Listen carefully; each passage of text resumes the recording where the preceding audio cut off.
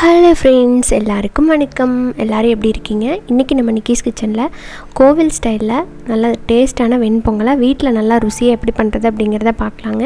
இன்றைக்கி நான் கொஞ்சமாக நெய் சேர்த்து தான் பண்ணியிருக்கேன். பட் டேஸ்ட் ரொம்ப நல்லா வந்திருக்கு. நல்லா ஒட்டாமல் எப்படி பண்ணுறது, அதுக்கு என்னென்ன டிப்ஸ் நம்ம ஃபாலோ பண்ணால் கரெக்டாக இருக்கும் அப்படிங்கிறதையும் ஷேர் பண்ணியிருக்கேன். வாங்க பார்க்கலாம்.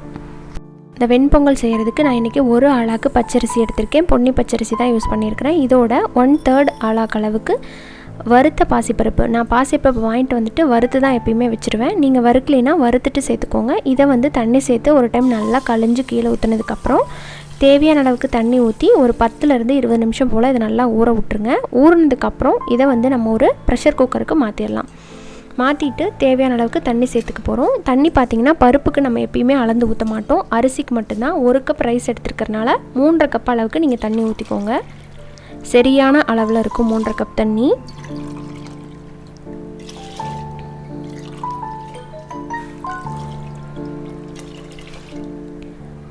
அடுத்ததாக இதில் பார்த்தீங்கன்னா கொஞ்சமாக மஞ்சள் பொடி சேர்த்துக்கிறேன். கூடவே ஒரு 1/2 டீஸ்பூன் அளவுக்கு சீரகம், அப்புறமா 2 பச்சை மிளகா கீரி போட்டுக்கோங்க. காரம் நல்லா இறங்கிக்கும் உங்களுக்கு பொங்கலில். அதே நேரத்தில் நல்லா மணமாகவும் இருக்கும். இப்போ பார்த்திங்கன்னா ஒரு 2லேருந்து 3 விசில் போல் வச்சாவே போதும். பச்சரிசி அப்படிங்கிறனால சீக்கிரமாக உங்களுக்கு வெந்து வந்துடும். இப்போ ஓப்பன் பண்ணி பார்த்தீங்கன்னா ரைஸ் கரெக்டாக குக்காகி வந்திருக்கு. இப்போ நம்ம கிளறி விட்டுடலாம். உங்களுக்கு இன்கேஸ் தண்ணி பத்தாத மாதிரி தெரிஞ்சதுன்னா சரியாக இருக்கும். தண்ணி பத்தலை அப்படின்னா அந்த டைமில் கொஞ்சம் சுடு தண்ணியை நீங்கள் காய்ச்சி ஊற்றிக்கலாம். இப்போ எனக்கு சரியான அளவில் தான் இருக்குது. பத்தலைன்னா நீங்கள் கொஞ்சம் கொஞ்சமாக தண்ணி சேர்த்துக்கோங்க.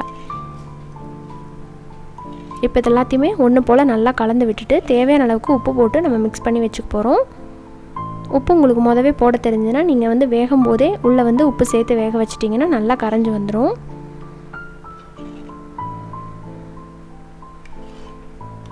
அடுத்ததாக இதுக்கு தாளிப்பு நம்ம ரெடி பண்ணிக்கலாம். தாளிக்கிறதுக்கு ஒரு தாளிப்பு கரண்டியில் ஒரு 3லேருந்து 4 டேபிள் ஸ்பூன் நெய் போட்டுக்கிறேன்.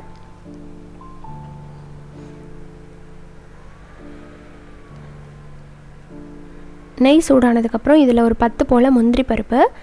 முதல்ல முந்திரி பருப்பை சேர்த்துட்டு கொஞ்சம் நேரம் அது பொன்னிறமாக வர்றது வரைக்கும் வறுத்துக்கணும். அதுக்கப்புறம் பொடி பொடியாக நறுக்கின இஞ்சி,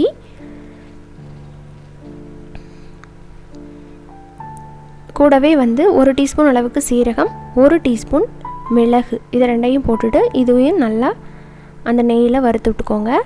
கூடவே நம்ம கருவேப்பிலை, நல்லா ஃப்ரெஷ்ஷான கருவேப்பிலை போடுங்க. வாசனை சூப்பராக இருக்கும். இந்த பொங்கலுக்கு பார்த்திங்கன்னா மெயினாக இந்த கருவேப்பிலையும், அடுத்ததாக பார்த்திங்கன்னா இந்த பெருங்காயத்தூள் தான். நல்லா தூள் பெருங்காயத்தை பார்த்திங்கன்னா கொஞ்சமாக தண்ணி சேர்த்து நான் கரைச்சி எடுத்து வச்சுருக்கிறேன். இந்த கட்டி பெருங்காயத்தை தான் நான் தூள் பண்ணியிருக்கிறேன். டேரெக்டாக தூள் பெருங்காயம் அவ்வளோ மனம் இருக்கிறது இல்லை கடையில் வாங்குறது. அதனால் நான் இப்படி பண்ணி வச்சுருக்கேன். இதில் கொஞ்சமாக தண்ணி சேர்த்துட்டு நீங்கள் கொஞ்சம் நேரம் நல்லா கலக்கி விட்டுட்டு இதில் உள்ளே ஊற்றிட்டிங்கன்னா வாசனை ரொம்ப சூப்பராக இருக்கும்.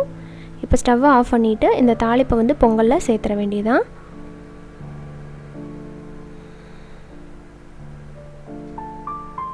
நெய் நான் இன்றைக்கி கம்மியாக தான் யூஸ் பண்ணியிருக்கிறேன். இப்போ ஒரு 4 ஸ்பூன் போட்டேன் பார்த்திங்களா. இன்னொரு 2 ஸ்பூன் அளவுக்கு போடுவேன், அவ்வளோதான்.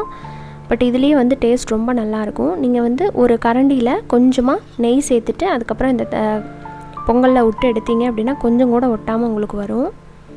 இது கரெக்டான கன்சிஸ்டன்சியில் இருக்குது. இப்போ பார்த்திங்கன்னா ஒரு 2 டேபிள் ஸ்பூன் அளவுக்கு மறுபடியும் நான் நெய் சேர்த்துக்கிறேன். இதுக்கு மேலே நெய் தேவையில்லை. இல்லை நான் நிறையா சேர்த்து தான் சாப்பிடுவேன் அப்படின்னா உங்களுக்கு விருப்பம் போல் நீங்கள் நெய் தாராளமாக விட்டுக்கலாம். நெய் அதிகமாக சேர்க்க சேர்க்க ருசி ரொம்ப நல்லா தான் இருக்கும்.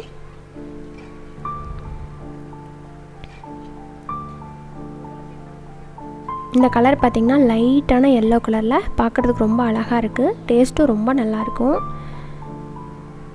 இந்த பச்சரிசி சேர்த்தாமல் இதில் கொஞ்சம் நம்ம மில்லட்ஸ் யூஸ் பண்ணி கூட இந்த பொங்கல் ரெடி பண்ணலாம். கொஞ்சமாக இதில் கட் பண்ண மல்லித்தலையும் நம்ம தூவிட்டு நல்லா கிளறி விட்டு இறக்கணும் அப்படின்னா நல்லா வாசனையான கோவில் ஸ்டைல் வெண்பொங்கல் ரெடி ஆகிடுச்சு.